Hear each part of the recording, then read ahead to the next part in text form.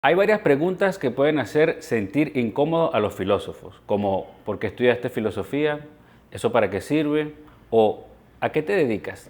Pero hay una que encuentro más letal, una que puede incomodarlos al punto de querer salir corriendo. Me refiero a la pregunta ¿qué es la filosofía? Si conocen a algún filósofo, hagan la prueba. Pruebe que noten el gesto incómodo que precede a titubeos, evasiones y posiblemente sarcasmo. Quienes estén familiarizados con el tema puede que hayan escuchado sobre los grandes problemas de la filosofía, temas como la relación mente-cuerpo, el problema del mal, la existencia del mundo exterior, etc. Pero los verdaderos problemas de la filosofía parecen ser otros. Parece tener problemas de identidad, de comunicación y autoestima. A la filosofía le cuesta definirse, comunicarse y darse su lugar. Es como si fuera una inseguridad patológica, abrumada por las dudas y los cuestionamientos. ¿Tendrá realmente problemas la filosofía? Yo soy Leo Tágoras, tu filósofo de confianza, y hoy voy a intentar responder de la forma más clara, breve y honesta posible a la pregunta ¿qué es la filosofía? La pregunta parece directa y simple, pero esta sencillez enmascara una insondable dificultad. Típicamente, lo que se espera de la respuesta a una pregunta del tipo ¿qué es? Consiste en una definición. ¿Qué es una definición? Es ya un árido y complejo tema de filosofía de la lógica y del significado. No nos vamos a enredar innecesariamente, vamos a pensar en lo que estamos esperando de la respuesta a esta pregunta. Las definiciones buscan precisamente eso, definir, hacer preciso algo que consideramos poco claro, de modo que nos podamos entender. Usualmente, en un contexto informal, la definición está al servicio del discurso o el diálogo. Se hace un inciso, se aclara el sentido de lo que se quiere decir y listo, de vuelta a lo que estábamos. Aunque también la pregunta puede tener otras intenciones. Alguna vez escuché que cuando los niños a cierta edad comenzaban a preguntar insistente el porqué de las cosas, no era tanto por una curiosidad intelectual, sino porque estaban comenzando a desarrollar el hábito de la conversación y captaban que preguntar por qué hacía que el adulto siguiera hablando indefinidamente. Puede que esto no sea del todo correcto, pero me recordó a la filosofía. Cuando en filosofía se pregunta ¿qué es tal cosa?, lo interpreto como una invitación a conversar, a hacer girar el pensamiento alrededor de un tema. No digo que no haya intentos de definición o que no tenga sentido pensar en una definición en estos casos. Nada impide, en principio, que uno pueda definir cualquier cosa para ciertos propósitos. En definitiva, asumo para este video que la pregunta ¿qué es la filosofía? Es más o menos equivalente a ¿cómo es la filosofía? Se trata de una invitación a conversar para iluminar un concepto, actividad o actitud. En cierto modo, sí voy a intentar definirla, en el sentido en que una imagen borrosa puede ser más nítida. Me contentaría si alguien entra aquí con una definición de la filosofía de 144 píxeles y yo logro llevarla a 240 píxeles. No esperen alta definición.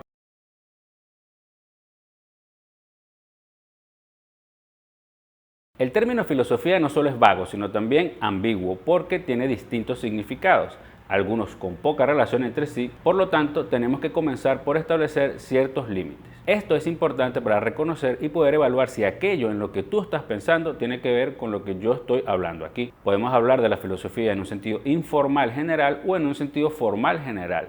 En su sentido informal general, la filosofía es un subproducto del pensamiento autoconsciente. Donde existen prácticas de autocomprensión, necesariamente habrá actividad filosófica independientemente de que dicha actividad sea sistematizada. En este sentido, la filosofía puede remitir a cierto conjunto de creencias y actitudes individuales o grupales más o menos implícitas o desorganizadas sobre temas conceptuales, éticos, políticos, religiosos, artísticos o culturales. En algunos casos se trata de cuestiones más abstractas, en otros más idiosincráticas. En su sentido formal general, la filosofía es una tradición de pensamiento que ha tematizado y sistematizado el subproducto de la reflexión autoconsciente que he mencionado anteriormente. La filosofía ha llegado a organizarse al punto de volverse una carrera con líneas de investigación y programas académicos bien establecidos internacionalmente. Pero la filosofía no se reduce a lo que hagan las universidades o las instituciones académicas. Lo que se necesita para que haya filosofía es un colectivo que desarrolle un cierto tipo de actividad reflexiva con conciencia histórica relevante a la situación intelectual del momento. La actividad filosófica, por lo menos la que valoro, me gusta y me interesa compartir en este canal, se halla en el polo opuesto del dogmatismo y las doctrinas, con lo cual quiero decir que la filosofía no es un conjunto de creencias que se defienden como ciertas, ni creencias necesariamente verdaderas, ni meras opiniones.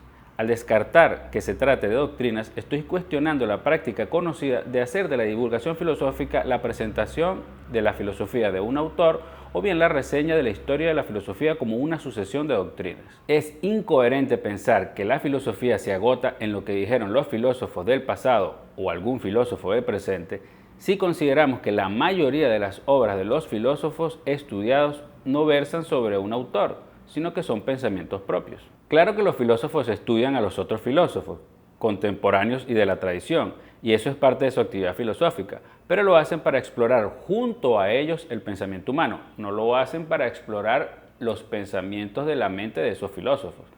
Y claro, hay grandes filósofos que hicieron historia de la filosofía, pero esos no son en general los manuales de historia que uno estudia.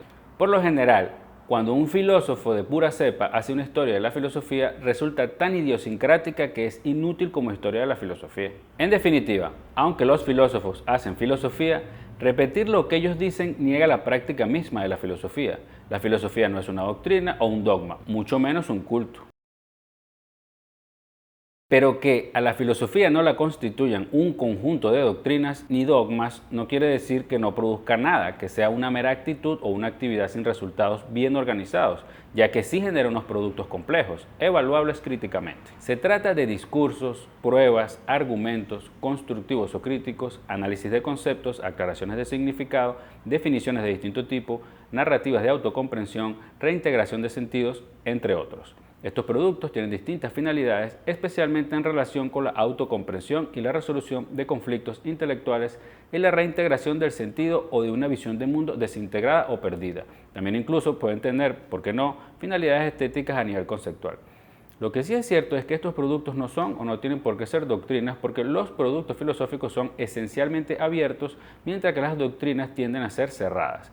Hay cosas como el arte y la filosofía que no son o no tendrían por qué ser doctrinas ni dogmas, pero tampoco son meros saberes prácticos o actitudes ante la vida. No son meras especulaciones subjetivas sin valor social, pero tampoco son verdades absolutas. Ninguno de estos dos extremos tiene sentido. En suma, por filosofía entonces me referiré a una tradición intelectual cuya actividad formal no genera doctrinas, sino productos reflexivos abiertos críticamente evaluables. A continuación, voy a presentar 4 aspectos de la actividad filosófica con los cuales espero comunicar el sentido de la labor filosófica. La primera forma de aproximarse a la filosofía que quiero presentar es con la idea de reflexión de la reflexión, lo que podría llamarse metarreflexión o reflexión de orden superior. La conciencia humana tiene una capacidad para pensar sobre la realidad que a su vez le permite pensar el pensamiento de la realidad. Entonces pensamos las cosas, pero también podemos pensar sobre nuestro pensamiento de las cosas y luego pensar sobre nuestra capacidad para pensar el pensamiento de las cosas. Explicamos los fenómenos naturales, pero luego nos preguntamos por el sentido de la explicación y luego por la necesidad de darle sentido a la explicación.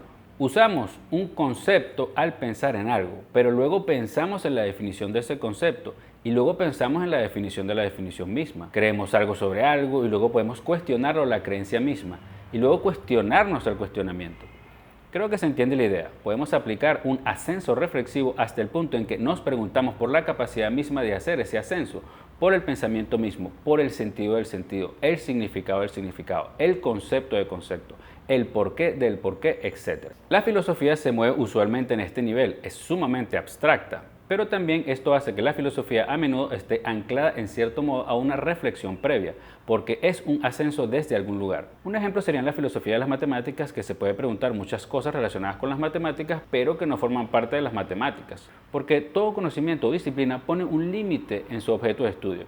Por ejemplo, una prueba matemática dice, ¿existe un número qué? Y el filósofo se pregunta, ¿en qué sentido existen los números?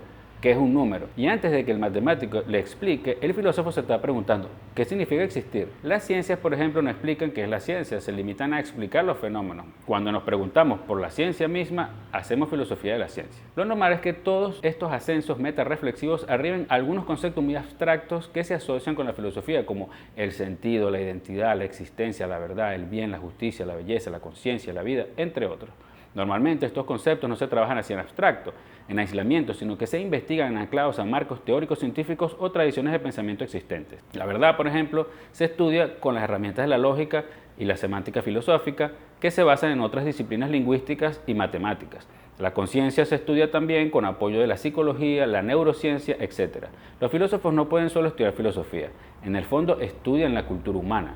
La filosofía va tomada de la mano de las disciplinas científicas, naturales y sociales, incluida la lógica, las matemáticas, la biología, etc., pero con la otra mano va tomada de los procesos socioculturales, lo que pasa en las artes, la política, la tecnología, los medios, etc. Y claro, va empujado de una inercia que le da la larga tradición filosófica que ha estado conectando ambas cosas desde hace miles de años. En la filosofía se encuentran la ciencia y el arte, la ética, la lógica, pero todo en un nivel muy abstracto, el nivel de la reflexión de la reflexión. Puesto que hemos hablado de ascenso, pensemos que la cultura conceptual humana, su autocomprensión, es como una empinada montaña con distintos cerros. Conocerla implicaría atravesar las escarpadas cimas. Los conceptos más abstractos como la identidad o el sentido están en las cumbres, pero transitar la cordillera requiere descensos a distintas áreas científicas o discusiones históricas y culturales. La segunda manera de entender a la actividad filosófica es como una reflexión sobre lo incierto o lo que no puede ser aclarado. Nuestro sistema de creencias se compone de conceptos cuyos significados no son completamente transparentes para nosotros. Esto puede parecer contraintuitivo, pero es más que evidente. Cuando resaltamos una figura, necesariamente desenfocamos el fondo. No podemos iluminar todo a la vez. Y cada juicio, cada entendimiento se soporta en una monumental cadena conceptual que tiene partes que están sumergidas en una profunda oscuridad. Por supuesto que no siempre en la oscuridad residen las cosas. En muchos casos, la oscuridad es producto de una confusión de nuestra parte. En estos casos se trataría de una desorientación intelectual, que podría ser remediada con una labor de análisis conceptual terapéutico. Una parte de la filosofía consiste en esto. Pero también hay zonas de nuestro aparataje de comprensión que son inescrutables. No es que nuestro intelecto tenga un problema, es que el entendimiento humano funciona así. Tiene partes compuestas y partes descompuestas. Hay marcos al interior de los cuales tenemos herramientas para ponernos de acuerdo, pero en el margen de los mismos o al otro lado de las fronteras se acaban nuestros acuerdos. Y ahí comienza el arte y la filosofía, donde no hay paradigmas, donde no hay normalización ni consenso. Es allí donde la mente es realmente libre y por tanto su desorientación es muy alta. Cuando nos preguntamos si los números existen, quedamos completamente desorientados y nos pasa a menudo que la incertidumbre sobre cuestiones intelectuales nos paraliza. Creemos que la discusión es estúpida y la despreciamos, pero el filósofo no se escabulle, sino que despierta con el llamado de las oscuridades, las profundidades del pensamiento, de la duda y de la incertidumbre. Ahora vemos por qué la filosofía supuestamente tiene problemas de comunicación. En realidad no es que tenga alguna discapacidad para expresarse, es que habita la oscuridad. El filósofo debe tener un temple especial para habitar las tinieblas. Es una criatura de la oscuridad. Por eso se asocia al búho con la filosofía, por ser un cazador nocturno. La claridad del día lo deja ciego y atolondrado. Anteriormente, cuando hablé de la filosofía como un ascenso reflexivo, había hecho la metáfora de la montaña. Ahora cabe hacer la metáfora de las profundidades oceánicas, donde la luz natural no puede llegar ni nunca llegará. El filósofo es como un buzo de las profundidades, porque existe el mal, que hace que algo tenga valor, que es la existencia. Las luces se apagan, el oxígeno escasea, el filósofo despierta. La tercera forma de comprender la filosofía es como una actividad crítica. Aunque la filosofía reconoce la incertidumbre como una característica esencial de la naturaleza del pensamiento, por su parte, la mente humana y su cultura reflexiva tienen una fuerte tendencia al dogmatismo y la certeza. El papel cultural de la filosofía tiene que ser el de recordarnos incesantemente que la certeza es peligrosa, pues atenta contra la naturaleza misma del pensamiento humano. La certeza es enemiga de la autocomprensión y el entendimiento. Esto le da a la filosofía un papel crítico en la cultura, en cierto modo negativo o destructivo. Y como crítica, la filosofía es fría, porque el filósofo debe hacer un esfuerzo, como el científico, por abstraerse de sus deseos o inclinaciones, pues estos conllevan una cuota inexorable de dogmatismo y prejuicio. Es por ello que la filosofía es tan difícil, especialmente la filosofía política, aunque también la ética, la filosofía del arte y de la religión, pues hay fuertes creencias y dogmas a los que nos aferramos y no podemos ver el asunto con frialdad. La filosofía suele perderse al coquetear con el dogmatismo y las metodologías doctrinarias. Esto no quiere decir que el filósofo no tenga sus creencias o prejuicios, pero es como un médico, que aunque debe tener empatía, en ocasiones debe abstraerse de ella al hacer su trabajo. De lo contrario, no podría hacerlo. Obvio que es imposible que lo logre a la perfección. Eventualmente, el filósofo sucumbirá, se le acabará el oxígeno y tendrá que volver rápido a la superficie, o se ahogará de certeza.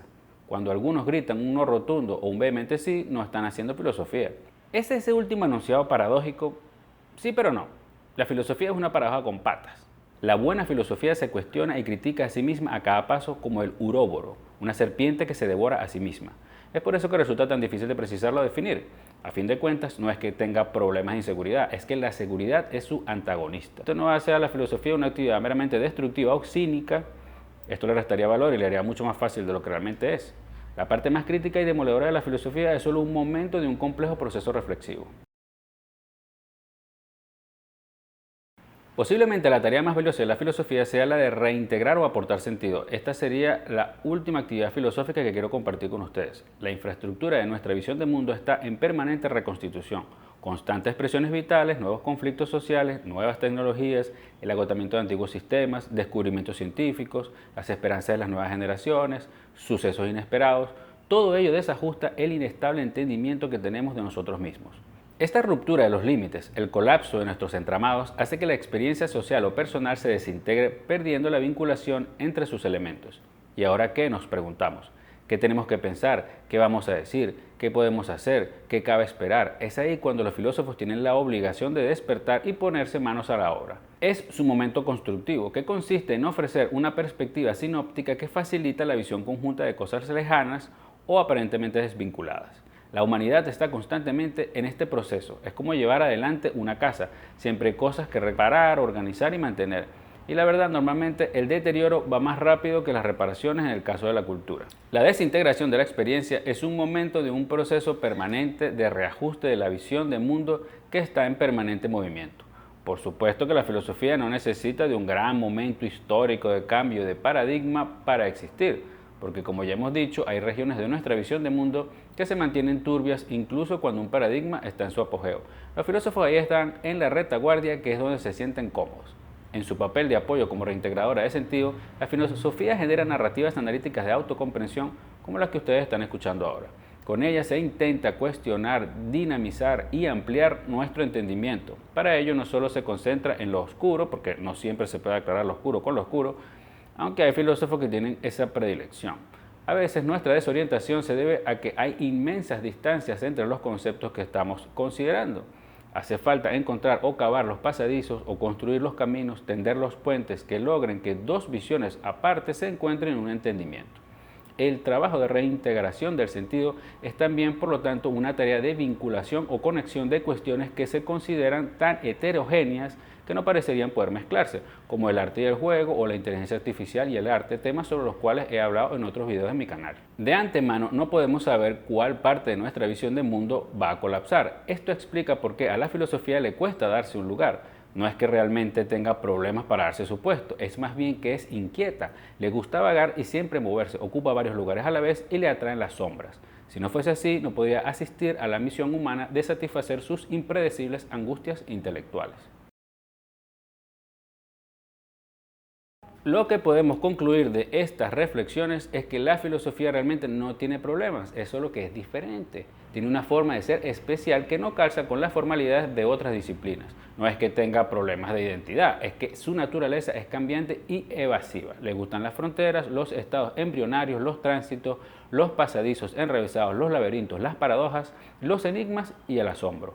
Hace falta cuando las cosas colapsan y caemos en una profunda incertidumbre, y hace falta cuando las cosas parecen fijas y somos presas de una soberbia de certeza. Aún así, nada de esto significa que la persona que haga filosofía tenga que ser oscura y evasiva. Una persona solar puede hacer filosofía. Mis filósofos favoritos como Aristóteles o George Schmidt son los más brillantes, no son los más oscuros.